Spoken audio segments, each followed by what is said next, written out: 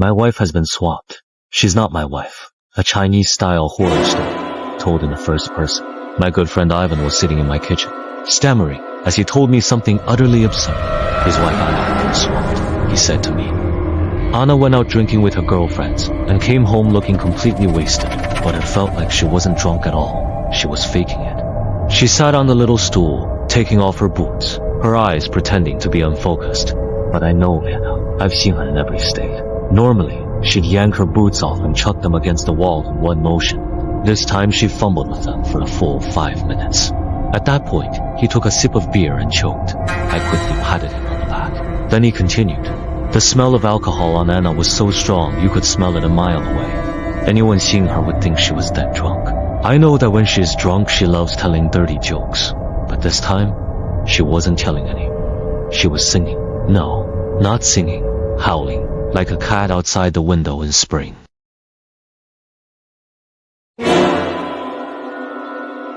No, Andrew. If you'd heard her voice and the way she sang, you wouldn't find it funny. That voice sounded like something was stuck in her throat, and she was howling as if trying to cough it out. You understand? All right, I thought. Maybe she and her girlfriends got into something they shouldn't have. Or maybe she's hit that age, having a midlife crisis, needs to let off some steam. Nothing unusual, but there's another strange thing, Ivan went on. I left my dirty socks in the middle of the room. When she saw them, she stared hard at them, then smiled slightly and didn't say a word.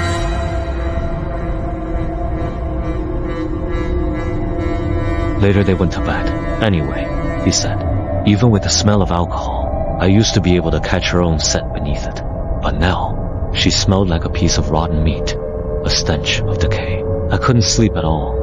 I just pretended. I asked, was she on her period? No, I know when she gets it. The next morning I left for work early, not wanting to see her. When I came back in the evening, I saw her frying meat in a pan, humming something. At the time I thought maybe I'd hallucinated last night, so I walked over and hugged her from behind. Then I saw the meat in the pan trembling. Ivan gestured as he spoke. The meat wasn't sizzling like usual. It was twitching, as if it were alive. I pressed it with a fork and stabbed it, and blood oozed out. I jumped back in fright. Somehow, she turned her head and smiled at me, a very sweet smile. But that rotten smell rushed into my nose, and that smile made me shudder all over. The meat was wrong, but she acted like she didn't notice. Later she served him the meat and macaroni. He could only pretend that everything was normal. Honestly, I would rather have eaten a live cockroach than that dinner. But Anna knew more precisely. That monster stared straight at me and then fucking smiled again. I had no choice but to pick up my fork and put the meat in my mouth. As soon as I bit into it, I almost vomited. I rushed to the bathroom and threw up, then told the monster that I'd eaten some bad cut noodles at work and got food poisoning, and said sorry. I said to Ivan, you know what, Ivan, I think you might actually be poisoned. I've heard fish poisoning can cause hallucinations and irrational fear. Jan, I hope so. Ivan continued. That night I still couldn't sleep. Around 6 a.m. I got up to pee. As usual, I walked through the hallway into the bathroom.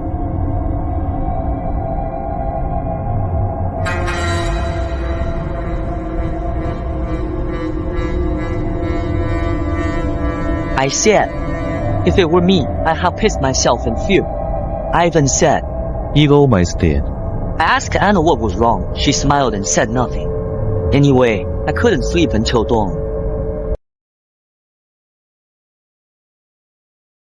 I know you're usually home. I asked sympathetically. So, are you planning to go home today? Not at all, John, but where can I go? I've lived there for 8 years. I have an idea that might help. Then tell me. Don't keep me in suspense. You remember that surveillance camera I bought online? I told you it could stream video to my phone. Yeah, you mentioned it. I suggest you install it. No, don't get the wrong idea. I'm not trying to spy on your life. I'll give you access so you can see for yourself. Andre, I don't mind. You can watch all you want. That's no longer Anna. It's some kind of monster that's taken up residence inside her body. Tomorrow I'll install it. You watch. Alright, see you. The next day, after Ivan installed the camera, he went to work. I poured myself a beer and began watching Anna. At first, she didn't do anything unusual. Then she went out, came home with shopping bags, changed into home clothes, and lay on the bed without unpacking. Alright, I thought she's probably tired and wants to rest. But what she did next convinced me that Ivan wasn't hallucinating from poisoning at all. Annie in the camera feed lay on the bed and started convulsing, like a seizure. Her whole body arched up high and then slammed back down hard.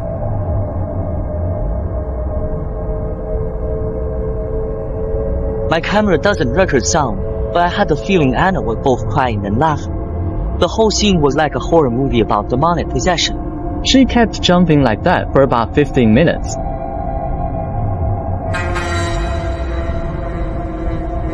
Her long unwashed hair hung in greasy strands in front of her face. Her eyes gleamed in the darkness, reflecting the light from the hallway. She crawled to one of the bags, pulled out a piece of raw meat, knelt on the floor, and began gnawing at it. Then, with effort, she tore off chunks of meat with her fingernails.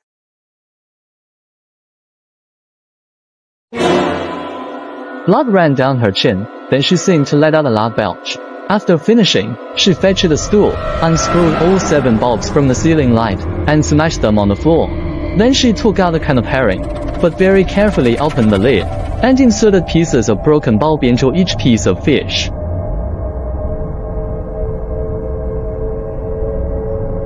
Seeing this, I quickly made a note, intending to warn Yvonne about the glass shards in the fish can. By now Anna seemed to be having the time of her life. She did the same thing with ketchup and other sauces. All this clearly showed that Anna had gone mad. I didn't know if it happened suddenly or if schizophrenia had been setting in for a while, but her condition was extremely dangerous to those around her. I told Ivan about it, and he agreed that Anna needed treatment. Afterwards, Ivan talked to someone who knew about these things and made an appointment with a psychiatrist for Anna. The doctor didn't disclose the diagnosis, only said the condition was serious, requiring strong medication and close observation. Ivan spent over 10,000 more on medication, secretly adding it to Anna's food. He also took unpaid leave from work to take care of Anna. A few days later, he came to see me, looking so bad that I thought he should be sent to a psychiatric ward himself. He reeked of alcohol and stale tobacco. His clothes hadn't been washed or ironed for days. His face bore a pair of dark-circled eyes. He rambled incoherently to me. Anna wouldn't let him sleep. At night, when he came home, Anna would emerge from the dark room. She didn't turn on the light, just smiled sweetly at Ivan, her teeth glinting in the hallway light. Then she would follow Ivan everywhere in the house, kitchen, bedroom, living room. Even when Ivan locked the bathroom door, she would stand outside, breathing heavily and scratching at the door. But when he ordered her to stop, she would let out a nasty giggle and then run to a dark corner.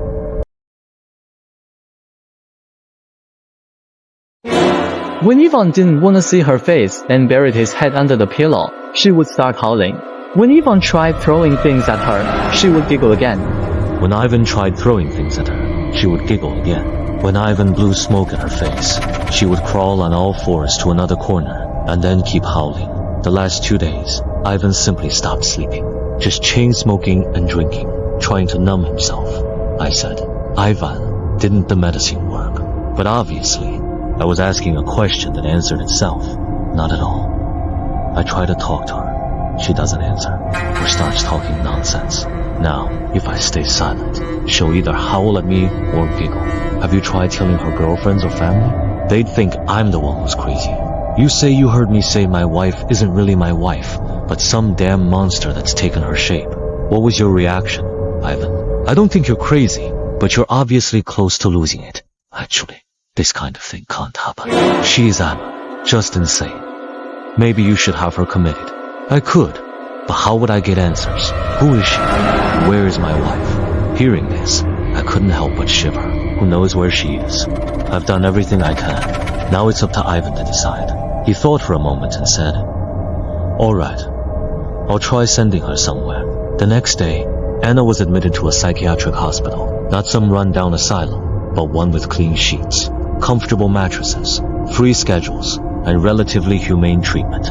Ivan said that when he left, he hugged Anna. Anna cried, then was put on an IV and fell asleep. Ivan came to stay the night at my place, clearly in much better shape. We toasted to that, and then went to sleep. When we woke in the morning, we had more beer and ate the leftover snacks. We thought days like this would continue, but that feeling disappeared when I turned on the TV. The TV reported that Anna had escaped from the psychiatric hospital. Before that, she had strangled half the patients and staff there.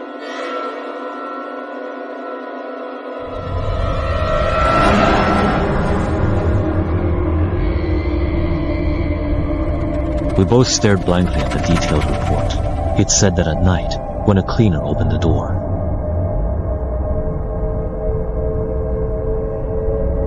"That's not her," Ivan said, looking away from the screen and starting the same old tune. "Damn it, don't you understand? Whether it's her or not makes no difference. And this monster has eaten over 30 people and hasn't even choked," I yelled. "How long before she gets here?" "It happened last night. I figure it won't be long before she comes looking for me," Ivan speculated. We exchanged a silent look. Just then, there was a knock at the door, followed by scratching sounds. I went into the room and picked up a 15-kilo dumbbell, left over from when I'd wanted to build muscle. Then we stood at the door, listening to Anna knocking and scratching outside.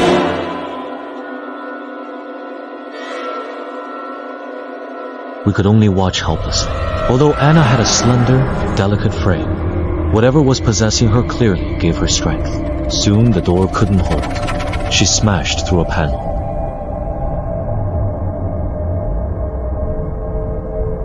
Without hesitation, I smashed the dumbbell down on that hand.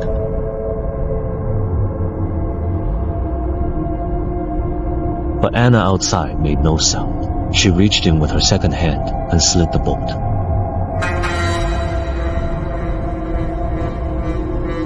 She fell, and I struck again.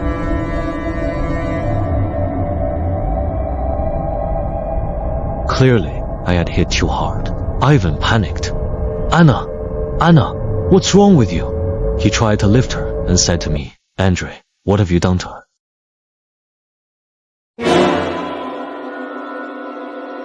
Then her limbs began to move in sync, like some kind of ritual dance.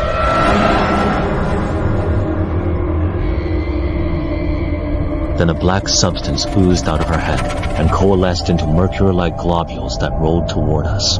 Seeing this, I immediately tried to crush them under my boot, but the black globes just split into smaller droplets, scattering, then tried to approach us again.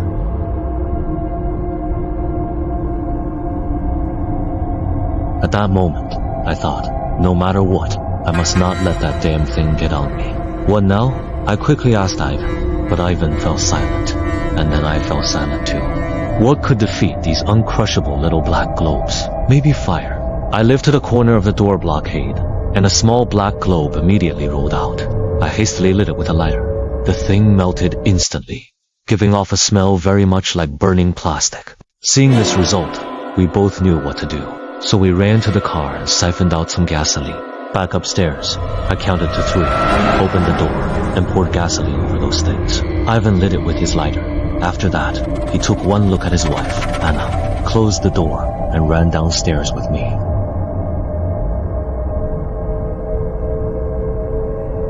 When the fire brigade arrived, we spontaneously went to the store, bought beer, and sat on a bench in a small, run-down park nearby, drinking. After we finished our beers, I noticed that Ivan was holding his beer with his right hand, even though he had always been left-handed, and he was giving off the smell of gasoline and a certain indescribable stench of decay.